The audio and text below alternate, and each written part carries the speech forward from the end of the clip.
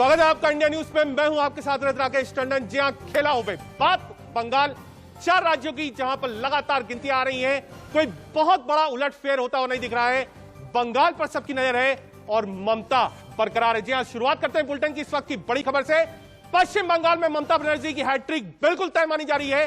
बंगाल चुनाव में टीएमसी को 48% वोट मिलने की उम्मीद है। अब तक बंगाल में बीजेपी को 37% वोट मिले हैं। रुझानों में टीएमसी 200 सीट का आंकड़ा पहुंच सकती है। जी हां, रुझानों में बीजेपी बंगाल में 2 आंकड़ों में सिमटी। जी हां, आंकड़ों को लेकर लड़ाई थी। प्रशांत किशोर ने कहा था तिमाही वाले आंकड़े पर नहीं पहुंचेंगे, वही होता हुआ दिख रहा है। 100 से नीचे जाती हुई बीजेपी दिख रही है, 200 पार ममता बनर्जी दिख रही है। जी हां, इस वक्त की बड़ी इलेक्शन ब्रेकिंग आपको बता रहे हैं। पश्चिम बंगाल में ममता बनर्जी की हैट्रिक तय है, कोई शक कोई शुदा कुछ भी नहीं है। ममता बनर्जी की हैट्रिक बिल्कुल तय है।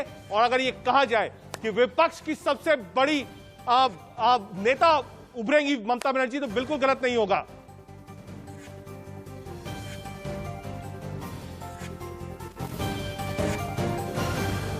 बंगाल में तो ममता बनर्जी की हैट्रिक लग रही है, लेकिन नंदीग्राम में ममता का जो खेला है वो थोड़ा बिगड़ते हुए दिख रहा है। नंदीग्राम में जो इस वक्त के अपडेट्स है वो अगर आप पूछेंगे 6th राउंड में, तो 7,262 वोटों से ममता बनर्जी पीछे चल रही है। जी हां, एक तरफ जहां बंगाल में टीएमसी का खेला चल रहा है, वहीं दूसरी तरफ नंदीग्राम में ममता का खेला जो है वो शायद थोड़ा डिगरा रहा है। हमारे साथ उमा शंकर है इस वक्त स्टूडियो में। उमा, बंगाल में जो स्थिति थी, हम देख रहे थे कि हाँ, बंगाल में जो स्थिति है कांटे की चुनाव थी, लेकिन हाँ ठीक है, बीजेपी ने अच्छा किया। कोई ये नहीं कह सकता कि बीजेपी ने बहुत खराब प्रदर्शन किया है। 4 सीटों से 100, 95, 90 कोई खराब नहीं है। विपक्ष के रूप में ममता बनर्जी बेहतरीन कर रही हैं। एक बार सुनते सर्बानंद सोनोवाल क्या कह रहे हैं। देखिए, जनता ने जैसे हमें आशीर्वाद दिया है उसी हिसाब से निश्चित हो गया कि बीजेपी की सरकार बनेगी। हमारे एलजेपी और यूपीपीएल का साथ हम सरकार बनाएंगे, ये स्पष्ट है। और सब जनता की जो आशीर्वाद सहयोग इसके वजह से हुआ है। तो अभी तो इंतजार करना पड़ेगा आखिरी गिनती तक। तो अभी जो ट्रेंड है, ट्रेंड तो हमारे पक्ष में है, ये स्पष्ट है। सर, এতিয়া আপোনালোকৰ ট্ৰেইন আহি আছে বিজেপি, তো আপুনি কি চিন্তা কৰিছে, কেনেকৈ আপোনালোকে চিটবিলাক পাব, কেলে 100টা নৰা দিয়া হৈছিল আপোনাক? ডেফিনেটলি আমি যিটো লক্ষ্য স্থিৰ কৰিছিলোঁ সেই লক্ষ্যলৈকে আমি এতিয়া ধাৱমান হৈছোঁ। আৰু মোৰ দৃঢ় বিশ্বাস বৰ্তমানলৈকে যিবিলাক नंदीग्राम में ममता से आगे चल रहे हैं शुभेंदु अधिकारी। जी हां, बिल्कुल कांटे की टक्कर है। शुभेंदु अधिकारी वो नेता, पूरा परिवार टीएमसी में था, सांसद थे, विधायक थे, मंत्री थे, सब कुछ थे। राइट हैंड माने जाते थे ममता बनर्जी से। चुनाव से ठीक पहले शुभेंदु अधिकारी अलग होते हैं, ताल ठोकते हैं, चुनाव लड़ेंगे। ममता बनर्जी भी अपनी भवानीपुर वाली सीट जो है वो सीट छोड़कर नंदीग्राम आती, जहां से राजनीति की शुरुआत की थी। उमा शंकर भी हमारे साथ है। उमा, पूरे बंगाल का जो खेला है वो तो ममता बनर्जी ने समझ लिया, लेकिन क्या पूरा बंगाल में टीएमसी का खेला समझते समझते जो अपना खेला था ममता बनर्जी का, वो थोड़ा बिगड़ रहा है? मैं आपको बताना चाहूंगा, नंदीग्राम में 3 ब्लॉक्स में से 2 ब्लॉक में कहीं ना कहीं शुभेंदु अधिकारी को बड़ी बढ़त मिलती दिख रही है। एक ब्लॉक में जहां मुस्लिम समुदाय के लोग ज्यादा हैं, वहां से टीएमसी को भारी बढ़त मिलती दिख रही है। लेकिन अभी के 6 राउंड के गिनती के बाद हम कह सकते हैं 7,200 वोटों से शुभेंदु अधिकारी आगे चल रहे हैं। आगे चली, लेकिन अभी काउंटिंग बाकी है। अभी मेरे ख्याल से 7 राउंड की अगर काउंटिंग हुई है, तो माना जाए 10 राउंड की काउंटिंग और है। तो ऐसे में उम्मीद यही है कि ममता बनर्जी, क्योंकि जिस हिसाब का रुझान दिख रहा है, इतना टफ चुनाव बीजेपी का, बिल्कुल आप कह सकते हैं आप कार्पेट बॉम्बिंग थी। लगातार नेता हमको दिख रहे थे, एक तरफ अमित शाह, एक तरफ आरएसएस चीफ, एक तरफ जेपी नड्डा, प्रधानमंत्री मोदी, केशव मौर्य, शिवराज सिंह चौहान, देश का नेता वहां था। बीजेपी ने नो डाउट राजनीतिक के मापदंड पे बहुत अच्छा चुनाव लड़ा है, अच्छी सीटें मिल रही है। चुनाव ऐसे ही लड़ा जाता है, लेकिन ममता ने अपना किला बचा लिया है। तो अगर ममता पूरा किला बचा रही है, नंदीग्राम में गड़बड़ी क्यों हो रही है? नंदीग्राम में एक शुभेंदु अधिकारी कहीं ना कहीं वहां के धरती पुत्र भी माने जाते हैं। उनका पूरा पारिवारिक जो भी इतिहास रहा है, वहां उसका उनका सपोर्ट मिलता दिख रहा है। मेदिनीपुर में उनके पूरे परिवार की अच्छी पकड़ मानी जाती है पहले से ही, तो उसका फायदा कहीं ना कहीं शुभेंदु अधिकारी को मिलता दिख रहा है। ठीक है, इंतजार करेंगे। एक लंबा चौड़ा पैनल हमारे पास है। पैनल से आपका तारुफ करा दें। हमारे साथ सत्येंद्र त्रिपाठी हैं, सीनियर जर्नलिस्ट हैं, रवनीश वत्स हैं, वो भी हमारे साथ जुड़ रहे हैं, सुमित चोपड़ा साहब हैं लेफ्ट की तरफ से, थोड़ी देर में जुड़ेंगे हमसे, सूर्य कुमार है, मैथिल हैं, बीजेपी को रिप्रेजेंट करते हैं, वो भी हमारे साथ मौजूद है इस समय, खालिद अब्दुल्ला टीएमसी से, वो भी हमसे जुड़ेंगे। सीधे पहले चलते हैं हम सूर्य कुमार मैथिल के पास। मैथिल साहब, चुनाव अच्छा लड़े, बिल्कुल कोई दिक्कत नहीं है कि बीजेपी चुनाव खराब लड़ी, 100 के आंकड़े के आसपास आप हैं, गलती कहां हुई? शायद जो चीफ मिनिस्टर वाला चेहरा था उसकी वजह से क्या आपको लगता है कुछ गड़बड़ हुआ? जो बंगाल अस्मिता थी वो ममता बनर्जी के साथ है। अभी आप फाइनल आंकड़े आने दीजिए, पूरे जो है दौर हो जाने दीजिए मतगणना के। अभी जो आपका भी जो एग्जिट पोल बोल रहा था उसमें कई सीटें ऐसी हैं, मसलन 100 सीटें ऐसी हैं जहां पर बहुत ही क्लोज फाइट है, 5000 से नीचे का आंकड़ा रहेगा जीत हार का। और यही कारण है कि ये जो अभी आपको दिख रहा है तृणमूल कांग्रेस की जो बम्पर बढ़त आपको दिखाई दे रही है, मैं आपको इस बात को बहुत जिम्मेदारी से कह रहा हूं, जैसे जैसे मतगणना के दौर पूरे होंगे और हम फाइनल मतगणना की तरफ जाएंगे, तब तब भारतीय जनता पार्टी की सरकार बहुमत में आते हुए आपको दिखाई देगी और ये फाइनल होगा। ये आंकड़े नहीं होंगे शुरुआती, ये फाइनल रिजल्ट मत मानिए, बिल्कुल मत मानिए, बिल्कुल मत करिए। वापस आऊंगा आपके पास। खेमचंद जी जुड़ गए हमारे साथ बीजेपी की तरफ से, खेमचंद जी को लाइए स्क्रीन पे, और एक तरफ खालिद अब्दुल्ला टीएमसी, स्क्रीन में दो तरफ खेमचंद टीएमसी, दो लोगों को रखिए, बिल्कुल सीधी सीधी बात होगी, खेमचंद और दूसरी तरफ खालिद अब्दुल्ला। खेमचंद बीजेपी की तरफ से ज्वाइन कर रहे हैं हमसे, और साथ ही साथ खालिद अब्दुल्ला टीएमसी। मुकाबला सीधे सीधे था टीएमसी बीजेपी, स्क्रीन पर भी खालिद अब्दुल्ला टीएमसी को रखिए और खेमचंद बीजेपी को रखिए, सीधी बात होगी। जी आवाज आ रही है आपको मेरी? बिल्कुल आ रही है, बिल्कुल आ रही है, बिल्कुल आ रही है, आपकी आवाज आ रही है जी। अब्दुल्ला साहब, सीट तो बढ़ रही है, वोट भी मिल रहा है, नंदीग्राम में थोड़ा गड़बड़ है।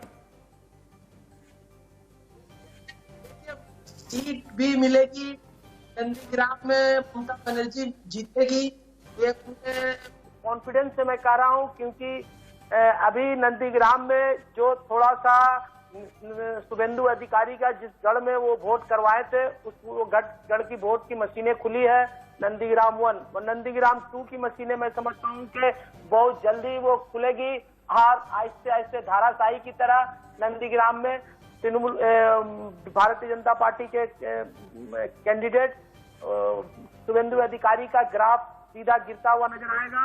और मैं फिर कहूंगा कि कहीं ना कहीं नंदीग्राम से ममता बनर्जी को कम से कम 25 से 30 हजार वोट से वो जीतेगी। ठीक है, ठीक है खेमचंद जी, खेमचंद जी, खेला हो गया खेला पश्चिम बंगाल में। देखिए अब्दुल्ला भाई खुद ही अभी अपनी बातों में ये स्वीकार कर गए कि ममता बनर्जी वहां से हारने वाली हैं, और अभी वो कह रहे हैं कि यहाँ की वोट खुली है, वहाँ की वोट खुली है। अभी हमारी आपकी टीवी ने भी बताया, भाई आपके ममता बनर्जी। एक मिनट खालिद साहब एक मिनट, खालिद साहब आ रहा हूँ एक मिनट, खालिद साहब आ रहा हूँ एक मिनट, ऐसे डिस्कशन हो नहीं पाएगा। खालिद साहब रुकिए। बीजेपी से सीधा सीधा सवाल ये है, असेसमेंट जो थी, टारगेट जो था वो 200 सीटों का था, जो चुनाव लड़ा वो भी 200 सीट वाला चुनाव लड़ा, बहुत अच्छा चुनाव लड़ा। लास्ट का जो 3 फेज था वहां कुछ गड़बड़ थी क्योंकि प्रचार नहीं हुआ। क्या कोविड एक बड़ा इशू हो गया जो बीजेपी को बिल्कुल पीछे खींच ले गया? इशू होने से ज्यादा हमारे नेताओं ने समझा कि हमारी ड्यूटी देश के प्रति, अपनी जनता के प्रति ज्यादा है, हमें चुनाव को यहीं पे, हमारी रैलियों को यहीं पे स्थगित करना है। इसीलिए हमारे नेताओं का समय वहां पे कम लगा, वो ध्यान कम दे पाए, उससे कहीं ना कहीं हमें नुकसान हुआ होगा। हमारे लोकल स्तर के कार्यकर्ताओं ने जबरदस्त मेहनत की, लगातार काम करते रहे, हमारे बंगाल के नेता लगातार काम करते रहे, लेकिन उत्साह में कहीं ना कहीं कमी आ जाती है अगर आपका नेतृत्व आपके साथ नहीं है। लेकिन सर एक छोटा सबमिशन, सर एक बहुत छोटा सबमिशन आपसे चाहूंगा। बीजेपी के पास ठीक है 4 सीटें थी, 4 सीटों के बाद आप 18 सीटें लोकसभा में जीत के आए, आगे बढ़ते चले गए। मैं ये समझना चाहता हूं, ये जो आपने लगातार टीएमसी के नेताओं को बीजेपी में लिया, क्या ये भी बैकफायर कर गया? अगर बीजेपी आरएसएस अपना चुनाव लड़ती, अपने कैंडिडेट्स को लड़ती, क्योंकि बार बार लोग इस बात को कह रहे थे कि लोगों में नाराजगी है कैडर में कि आप टीएमसी कांग्रेस लेफ्ट के कैंडिडेट्स ले आ रहे हैं, लड़ा रहे हैं, इसमें फर्क क्या रह गया? नहीं देखिए, भारतीय जनता पार्टी ने एक प्रोसेस के तहत लास्ट इलेक्शन में हम तो वहां पे कहीं पे भी नहीं थे, हम तो विपक्ष में भी नहीं थे, हमारा जो नंबर थे वो ना के बराबर थे। लेकिन 2019 इलेक्शन में भारतीय जनता पार्टी वहां पे मजबूती से खड़ी हुई, 18 सीटें हम लोगों ने जीती। लगातार हमारे कार्यकर्ता वहां काम करते रहे और जो अच्छे लोग दूसरी पार्टियों में थे वहां पे जो वो दुखी थे, पीड़ित थे, वहां पे जनता के लिए काम नहीं कर पा रहे थे, लोग उनकी सुनते नहीं थे, मुख्यमंत्री उनकी सुनती नहीं थी, मुख्यमंत्री सिर्फ अपने भतीजे के कब्जे में आ गई थी, तो वो उन लोगों ने भी भारतीय जनता पार्टी को मजबूत किया, भारतीय जनता पार्टी को मुझे अब देखिए बस अब आपको क्लीन चिट देनी पड़ेगी। अब अब्दुल्ला साहब, कट मनी पे क्लीन चिट, भतीजावाद पे क्लीन चिट, गुंडागर्दी पे क्लीन चिट, सारी क्लीन चिट टीएमसी को चुनाव जीतते ही। देखिए, इनको कहीं ना कहीं सुनाई भी कम देती है और जबान में भी लगता है कुछ लगाम नहीं है, क्योंकि उन्होंने कहा कि मैंने खुद एक्सेप्ट कर लिया, मैं कहा कि 25 से 30 हजार वोट से ममता बनर्जी जीतेगी। दूसरी बात रही कि इन्होंने कहा कि यहाँ पे भारतीय जनता पार्टी के लोग को ले लिया गया है। मैं ये कहूंगा कि इनके पास में ऐसा कोई नेतृत्व ही नहीं मिला जो 2021 में विधानसभा का मुख बन सके। ठीक है, तो बहुत बड़ी एक बार अपने पैनल को भी खोलते हैं। पीसीआर से कहूंगा एक बार अपने पैनल को खोलिए। हमारे साथ सत्येंद्र त्रिपाठी हैं, सीनियर जर्नलिस्ट, साथ ही साथ हमारे साथ रवनीश वस्त थे। अपने पूरे पैनल पे चलूंगा, बीजेपी के पास वापस आता हूं। सर, असम 15-20 सेकंड का बोलने का तो मौका दे। खालिद जी, खालिद जी, आज तो आप जीत रहे हैं, आज पेशेंस क्यों लूज करेंगे? आज तो मुस्कुराइए कि आप बंगाल में हैं। खालिद साहब आज मुस्कुराइए, आज बीजेपी सवाल जवाब करने दीजिए जरा। खालिद साहब, घड़ी नहीं है, ये कोरोना काल की घड़ी है। आ रहा हूँ मुस्कुराने की घड़ी नहीं है, खालिद साहब कोरोना काल की घड़ी है। बहुत ही अफसोसनाक खालिद साहब एक मिनट दीजिए, बीजेपी समझने दीजिए। सर, बीजेपी को आसाम में अप्रत्याशित जीत मिल रही है, क्योंकि बार बार लोग कह रहे थे कि कांग्रेस और बीजेपी की कांटे की टक्कर है, 5-10 सीटों का अंतर होगा, लेकिन जो मिल रहा है फिलहाल वो लगभग 30 से 40 सीटों का अंतर हमको दिख रहा है। पुडुचेरी में भी आपका परफॉर्मेंस बहुत अच्छा है। केरल में एक्सपेक्टेशन नहीं थी, लेफ्ट और कांग्रेस की लड़ाई थी, बिल्कुल एग्रीड था, लेकिन यहां एक्सपेक्टेशन ज्यादा थी, क्योंकि बंगाल के चुनाव में देश की नजर थी, देश देख रहा था इस चुनाव को। क्या आप, अगर यही जो इस समय टैली चल रही है, क्या ये अप्रत्याशित जीत आप ममता बनर्जी की मानेंगे? आप क्या आप ऐसा आकलन कर रहे थे, क्योंकि बीजेपी बार बार कह रही थी 200 पार है? देखिए, वहां पे 2-3 फैक्टर है। एक, हम वहां जीरो से हम लोगों ने प्रोग्रेस किया है। 2019 में हम लोगों ने पार्टी को वहां पे अच्छे से खड़ा किया और पार्टी ने 2019 से अब तक वहां पे मजबूती से अपने आप को खड़ा किया, मजबूती छोड़ किया। और आप देखेंगे बंगाल में बीजेपी वर्सेस ऑल था, लेफ्ट और कांग्रेस ने पूरी तरीके से सरेंडर कर दिया कि कहीं वोट डिवाइड ना हो, टीएमसी का नुकसान ना हो। आपने देखा होगा कोई भी उनका बड़ा नेता नहीं किया। दूसरा फैक्टर काम किया कि हमारे जो शीर्ष नेतृत्व ने मिड ऑफ अप्रैल में 3-4 चरण बचे हुए थे और उन्होंने अपने देखिए साहब, रोकूंगा आपको। देखिए, मना किया था इलेक्शन कमीशन ने, ना विजय जुलूस निकलेगा ना ही आप करेंगे, लेकिन जरा देखिए टीएमसी का सेलिब्रेशन चालू है। क्या करें टीएमसी कार्यकर्ता, एक बार सुनवाए थे आपको। हम लोग बहुत खुशी, हम लोग बहुत ज्यादा खुशी हम लोगों को है जीत के लिए।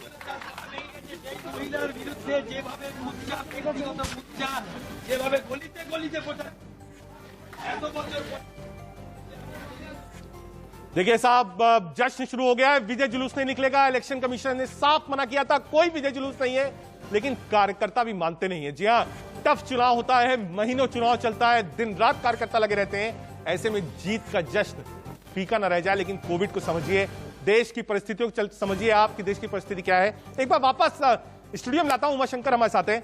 उमाशंकर, अमूमन हम देखते हैं कि जो मिजाज होता है वो एक जैसा होता है। ऐसा कैसे हो गया कि पश्चिम बंगाल का मिजाज जो था वो टीएमसी का था और नंदीग्राम में 7,500 वोट से ममता बनर्जी पीछे चल रही है? ये दोनों चीज बहुत अलग आकलन वाली है। ये ऐसी चीज थी कि पिछली बार जब चुनाव हुआ तो वोटर अंदर गया ओडिशा में, तो उसने बीजू जनता दल को चुना कि भाई विधानसभा में हम इसको देंगे, और लोकसभा के लिए अधिकांश सीटों पर बीजेपी को भी चुन लिया। तो ये इतना माइंडसेट कैसे चेंज हो रहा है? नंदीग्राम वर्सेस पूरा पश्चिम बंगाल, इतना माइंडसेट चेंज क्यों? क्योंकि आप वहां रहे हैं, आप वहां लोगों से मिले होंगे। वहां के मुद्दे क्या थे? उन्होंने ममता को कैसे लिया? क्या शुवेंदु के प्रति सिंपैथी ज्यादा थी? उनका अपना घर का लड़का था इसलिए माना? शुवेंदु जी के साथ, घर के साथ वहाँ ध्रुवीकरण भी एक बहुत बड़ा मुद्दा है। वहाँ हिंदू मुस्लिम की भी बहुत सारी बातें कही गई। अगर आप शुवेंदु अधिकारी के भाषणों को भी सुने तो उन्होंने हमेशा इस बात का जिक्र किया कि वो थोड़ा राम के, जय श्री राम के नारों को ममता बनर्जी रोकती हैं, दुर्गा पूजा को रोकती हैं। तो एक आप कह सकते हैं कि ध्रुवीकरण भी एक बहुत बड़ा मुद्दा रहा। ठीक है, ध्रुवीकरण हुआ है। सीधे आसाम ले चलते हैं, विभूति हमसे जुड़ रहे हैं, सीधे आसाम लेकर आपको चलते हैं। विभूति हमारे साथ होंगे। विभूति, क्या आपको मेरी आवाज मिल रही है?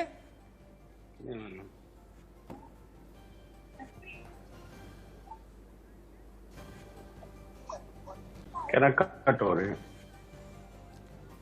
ठीक है, ये विजुअल्स आप देख रहे हैं, आपको लगातार बता रहे हैं पश्चिम बंगाल की सभी 292 सीटों पर आ रहा है। ये देखिए, ये विजुअल्स आपको दिखेगा, पश्चिम बंगाल की गलियों का ये विजुअल्स है और ये बयां कर रहा है कि ममता बनर्जी जी हां सत्ता में हैट्रिक के साथ वापस आ रही है। हालांकि नंदीग्राम में भी फंसी हुई है।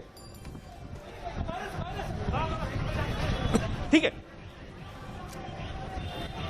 वापस एक बार अपने पैनल चलते हैं। मैं कहूंगा कि ये विजुअल्स जो है इसको हम स्क्रीन पर रखें, ये दिखाते रहे कि आखिर ज्यादा जो तबका है वो कहां देख रहा है। ये विजुअल्स बहुत इंपॉर्टेंट विजुअल्स हैं, फर्स्ट विजुअल्स हैं जो पश्चिम बंगाल से आ रहे हैं। जी हां, ममता बनर्जी क्षेत्रीय छत्र कांग्रेस पार्टी से अलग होती है, टीएमसी फॉर्म करती है, लेफ्ट से लड़ती है, सत्ता में आती है और आज बड़ा रथ बीजेपी का पश्चिम बंगाल में रुकने में कामयाब हुई। जी हां, ये जश्न की तस्वीरें आप देख रहे हैं, हरे रंग के साथ जो होली खेली जा रही है, होली भी है, खेला भी। एक बार वापस ये विजुअल्स बहुत कुछ बयां करते हैं। मुझे लगता है ये विजुअल्स हमको स्क्रीन पर रखना चाहिए। हम अपने पैनल के पास एक बार चलते हैं।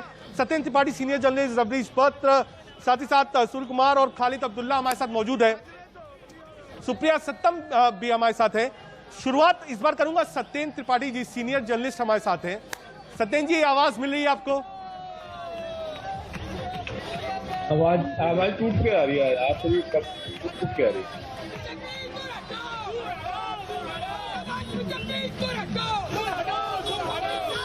रवनीश वत्स भी हमारे साथ है। रवनीश, आसाम से खुशखबरी है, बीजेपी से राजनीतिक तौर पर खुशखबरी है, लेकिन जो एक आप कह सकते हैं एक्सपेक्टेशन थी बीजेपी की पश्चिम बंगाल से, ये तस्वीरें तो बयां कर रही हैं कि वो सब खत्म हो गई।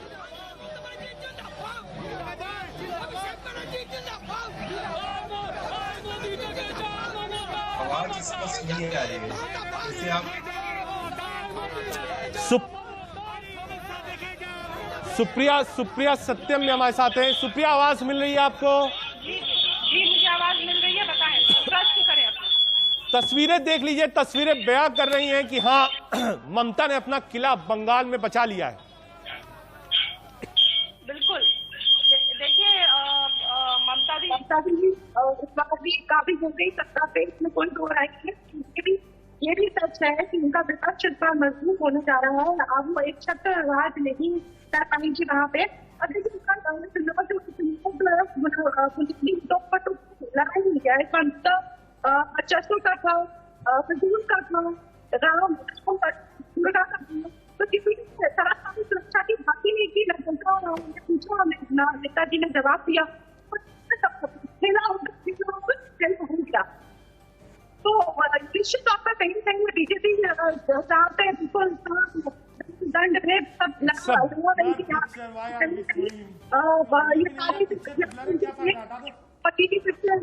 काफी हो गई, लेकिन पीछे सभी सारे फैक्टर है।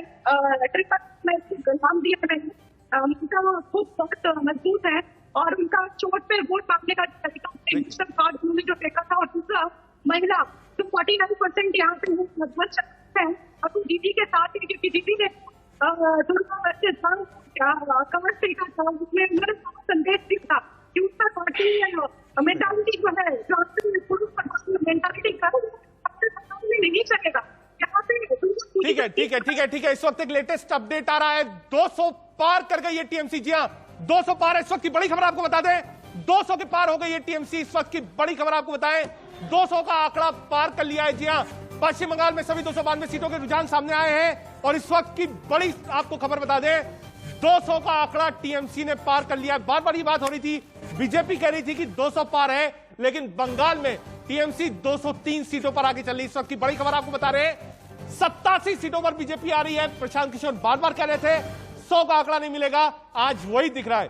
उमाशंकर, 200 पार है टीएमसी, अभी काउंटिंग चल रही है, ऐसा तो नहीं 225 तुम जाके रुके काटा। आप इलेक्शन से पहले देखे तो बीजेपी का ये नारा था अब की बार 200 पार, लेकिन कहीं ना कहीं ये पूरा उल्टा होता हुआ दिख रहा है। हम साफ देख पा रहे हैं कि अभी टीएमसी 200 के पार जाते हुए दिख रही है, कम से कम शुरुआती रुझानों के अनुसार। तो जरूर क्या लोग उमा समझ नहीं पा रहे थे जो ग्राउंड रियलिटी थी, जो बंगाल की नब्ज थी, बंगाल की अस्मिता थी, बंगाली फैक्टर था, ममता बनर्जी स्ट्रीट फाइटर थी, राजनीति सब कुछ जानती थी, व्हील चेयर पे प्रचार कर रही थी, बार बार कर रही थी खेला होबे, चंडी पाठ भी कर रही थी, सब कुछ कर रही थी। बीजेपी क्या समझ नहीं पाई इस बात को? एक बार अपने पैनल पे चलेंगे वापस। खालिद साहब 200 पार, खालिद साहब 200 पार। ये तो स्लोगन, ये भाषण थी अमित शाह, नरेंद्र मोदी और विजय वर्गीय की। अब तो उनसे पूछने की जरूरत है कि ये उस पर स्वीकृति देंगे या कहीं ना कहीं यहाँ पे पीछे हटेंगे। उनसे जरूर पूछेगा ये कि ऐसा क्या हो गया कि 200 क्या अब लगभग 100 के भी नीचे आ गए हैं। 100 भी आना मुश्किल लग रहा है उनको।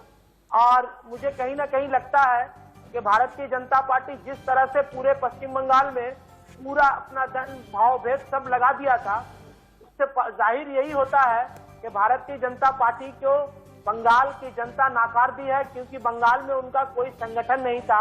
और नरेंद्र मोदी जी सिर्फ आपके ऊपर चिल्ला के भाषण दे देने से यहाँ की जनताओं का वोट, जनताओं के दिलों के अंदर में जो वोट ममता बनर्जी के प्रति है, वो कहीं नहीं उनको जरा सा भी खिसकाने सके।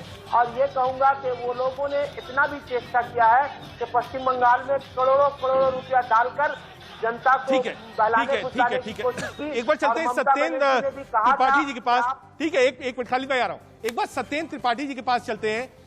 सत्येंद्र जी, जो बार बार इस बात की चर्चा थी, मच हाइप्ड चुनाव था, ये हाइप बहुत था, चर्चा बहुत थी। सत्येंद्र जी, चर्चा बहुत थी इस चुनाव की, आपको लगता है हाइप चुनाव था और ग्राउंड पर कुछ नहीं था? ठीक है, कमर्शियल ब्रेक की कॉल है, इन तस्वीरों के साथ आपको छोड़ के जाते हैं। एक छोटे से ब्रेक की इस वक्त जरूरत है, ब्रेक के बाद आएंगे। 200 के पार हो गई है टीएमसी, समझेंगे कि क्या जो ग्राउंड पर नब्ज थी, जो कैडर था टीएमसी का, वो मौजूद था। बीजेपी का कैडर मिसिंग था, बीजेपी का फेस ऑफ सीएम मिसिंग था, बीजेपी इस चीज को नहीं समझ पाई। इन्हीं तस्वीरों के साथ एक छोटा सा ब्रेक, आप कहीं मत जाइएगा।